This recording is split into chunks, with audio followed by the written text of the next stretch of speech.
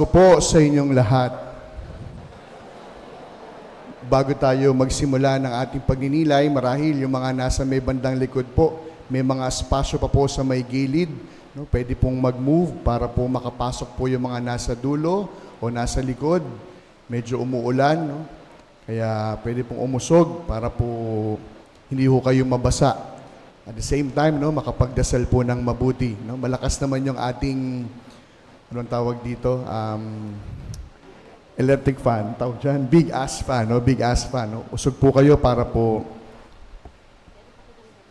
Pasko na. Tapos na ang ating mahabang paghahanda. Tapos na ang ating pag-aalay ng sakripisyo. Dumating na ang pinakarurok ng ating bawat paghahandang ginawa, ang araw ng Kapaskuhan. At isang bagay po yung natitiyak po natin. Lahat tayo sa ibabaw ng mundo magdiriwang ng Pasko. Kahit po hindi yaong mga Kristiyano, magdiriwang sila ng Pasko. Kahit po yung mga hindi naniniwala kay Kristo, magdiriwang pa rin ng Pasko. Tunay na ang Pasko ay pagdiriwang para sa buong mundo. Bagamat lahat po ay magdiriwang ng Pasko, isang bagay po yung nakalulungkot na katotohanan na pwede nating tanggapin. Ano po yun? Bagamat lahat tayo magdiriwang ng Pasko, hindi kasiguruhan na ang lahat makakaranas nito. Everyone will celebrate Christmas, but not all can experience Christmas. Anong ibig ko pong sabihin? Oo, magdiriwang ng Pasko, pero hindi naman mararanasan ang totoong diwa at kahulugan ng ating ipinagdiriwang. Kaya ngayon, yung tanong natin, posible bang ma-miss natin yung karanasan ng Pasko? Is it possible for all of us to celebrate Christmas and yet we have failed to enter into the mysteries of what we are celebrating? Posible po. Posible. Ang kwento po ng pagsilang ni Kristo ay hindi lamang po kwento ng batang isinilang, kundi ito rin ay kwento ng pag-usbong ng maraming pagkilala sa pagdating ng Diyos sa sanlibutan. Kaya kung ating titignan, no, talagang ang Diyos pumasok sa mundo, hindi bilang isang superhero, hindi bilang isang Diyos. Pumasok ang Diyos sa mundo bilang isang cute na bata, bilang isang sanggol, na kung saan ang sanggol na ito ay bahagi ng isang pamilya, bahagi ng isang tahanan. Kaya ngayon, kung ang pagpasok ng Diyos sa mundo ay para sa lahat, posibleng hindi rin natin maranasan ang totoong diwa ng Pasko. Ano po kaya ang mga dahilan bakit hindi po tayo makaranas ng Pasko, gayong tayo naman ay magdiriwang nito? Why is it we will fail to celebrate the real and true meaning of what we are celebrating? Una, posibleng hindi natin maranasan ang diwa ng Pasko dahil sa ating kaabalahan. Our being busy. Sa Ebanghelyo, nakita po natin yung grupo ng mga taong maraming pinagkakaabalahan kaya hindi nakilala ang pagdating ng Mesiyas. Maaaring nakita na dumating pero hindi nakilala. At sino po yung mga grupong ito? The innkeepers. Sino po ba yung mga innkeepers? Sila po yung mga nangangalaga ng mga travelers inn.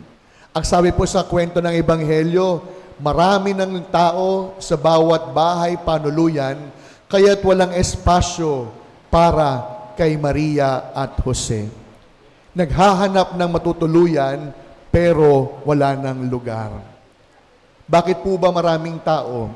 Maraming tao sapagkat ayon sa Ebanghelyo, nagpatawag daw po ng census ang emperador noong panahong iyon. Kaya ang mga tao ay nagbabalik bayan upang magpatala. Punong-puno ng mga tao ang mga bahay panuluyan. Maraming tao sa iba't ibang lugar at dako.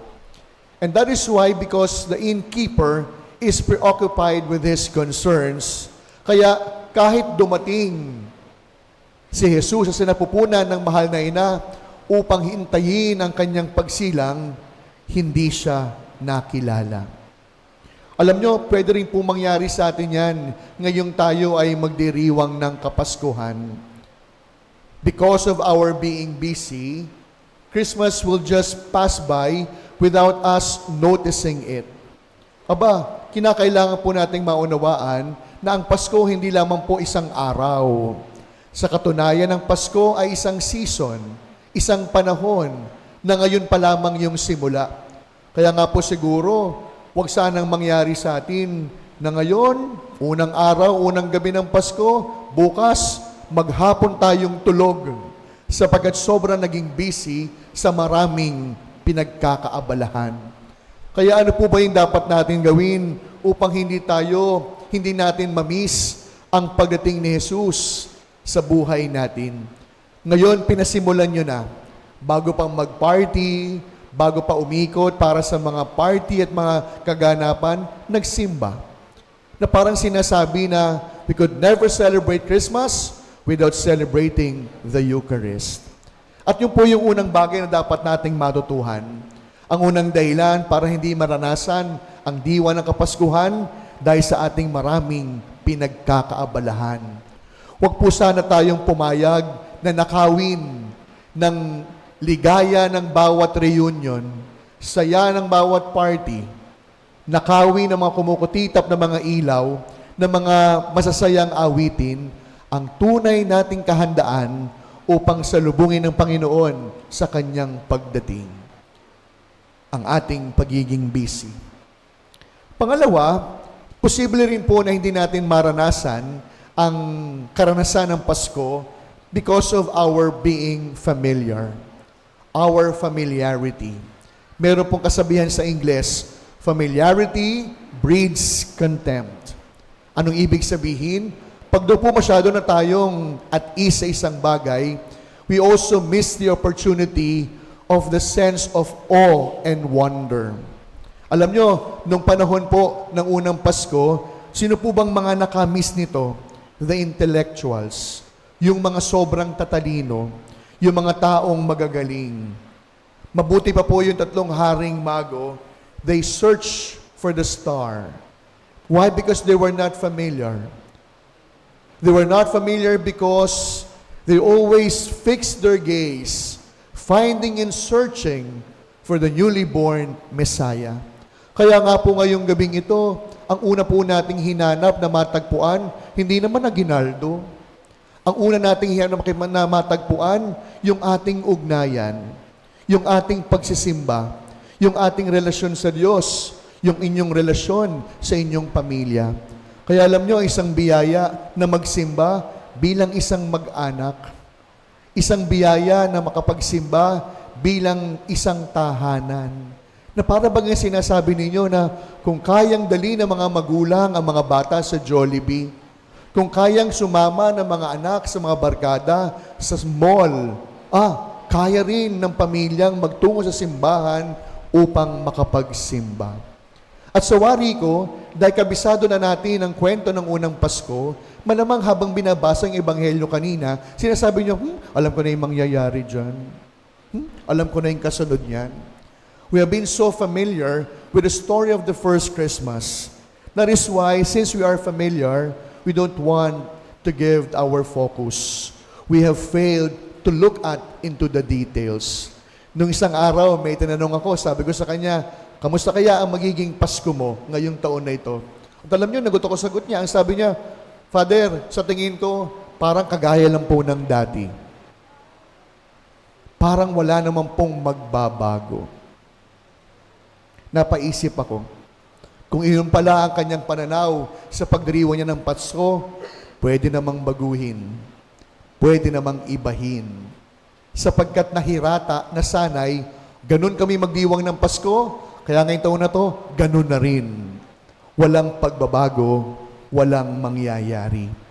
Kaya nga po, ngayong gabing ito po yung isang bagay po na pwede natin tignan. How can we celebrate Christmas this year? Marami po tayong pinagdaanan, hindi lamang bilang isang bansa, bilang isang parokya, bilang isang pamilya. At sa wari ko, sa marami natin pinagdaanan sa nakalipas na taong ito, nandun palagi yung tukso na huwag nang magdiwang ng Pasko, parang pareho lang naman. Huwag nang magdiwang ng Pasko, wala namang magbabago. Lalo pat yung mga iba nating kasamahan na unang pagkakataong magdiriwang ng Pasko na hindi kasama ang ilan sa kanilang mga mahal sa buhay. Na parang sasabihin, wala nang saysay ang pagdiriwang ng Pasko ngayong taong ito. Pero mga minamahal ko mga kapatid, ito ang siyang biyaya ng unang Pasko. Ibinigay ang balita hindi doon sa matatalino. Ibinigay ang paalala doon sa mga pastol, doon sa mga tupa, doon sa mga nasa ilang, sa dilim ng gabi, ipinahayag, isinilang ang Mesiyas. At ito rin po ang hamon ng ating pagdiriwang ngayong gabing ito. Kung sa wari ninyo, parang sakto lang yung Pasko ngayon, pwede namang ibahin, pwede namang baguhin, pwede namang sabihin, gagawin ko ang Paskong ito memorable sa lahat ng pagdiriwang ng Pasko ko.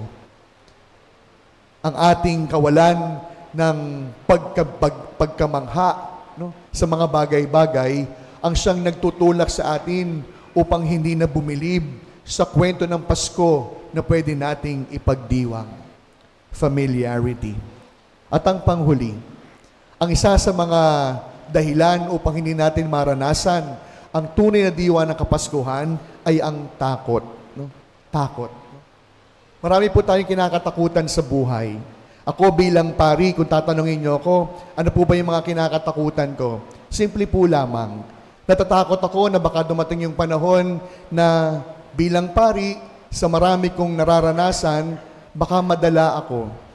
Natatakot ako na dumating yung panahon na kahit pari, nasasaktan ako, baka maging bato na ako. Natatakot ako dumating yung panahon na baka dahil marami na akong naramdamang sakit, wala na akong maging pakiramdam. Kaya alam nyo, kayo na, nagdarasal ako, sabi ko, Panginoon, huwag po sanang dumating yung pagkakataon na kahit mismong ako, mapapagod at titigil.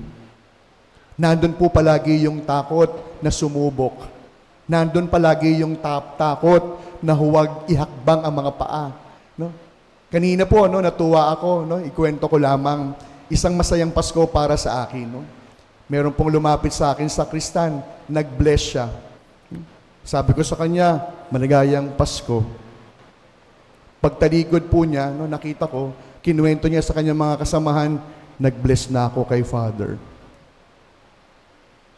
Sabi ko nga pong ganun,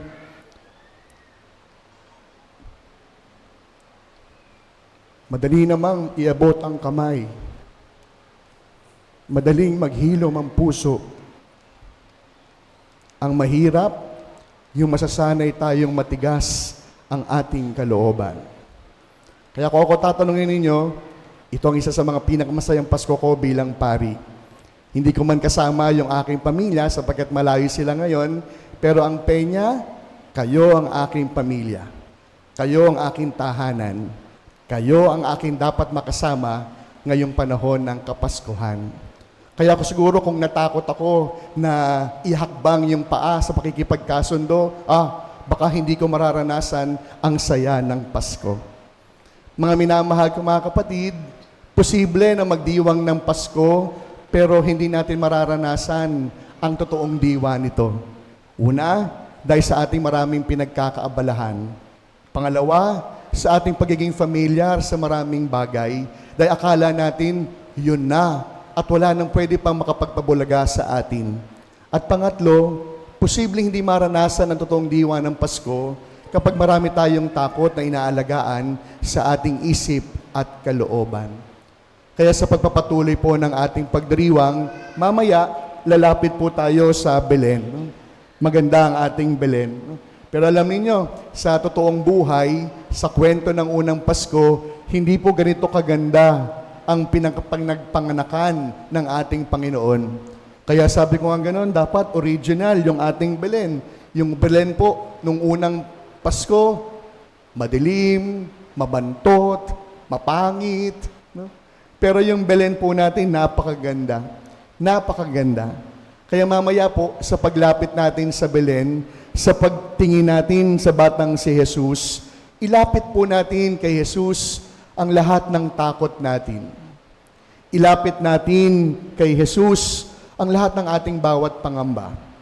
Ilapit natin sa Kanya ang ating bawat plano at pangarap. Ilapit natin sa Kanya ang ating bawat naiisip.